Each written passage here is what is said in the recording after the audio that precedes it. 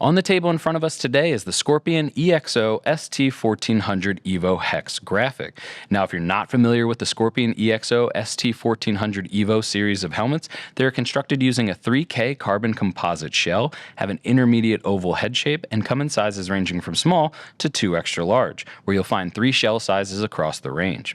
When we threw this lid on the scale, it came in at 3 pounds 7 ounces in a size large, and it carries a DOT and ECE 2206 safety rating. And as always, if you want more information on the helmet itself, make sure you check out our full detailed breakdown video. Now, with the Hex graphic, you're going to see carbon fiber poking through a lot of angles, almost giving it a futuristic vibe in 4 different colorways across the range. Really sweet style to the graphic that really is reminiscent of a sport helmet, even though this one is very popular for touring and commuter riders out there. Now, as I mentioned, this graphic comes in 4 unique colorways and has 1 clear shield included in the box. Thanks for joining us to take a look at the Hex graphic on the Scorpion EXO-ST1400 Evo helmet.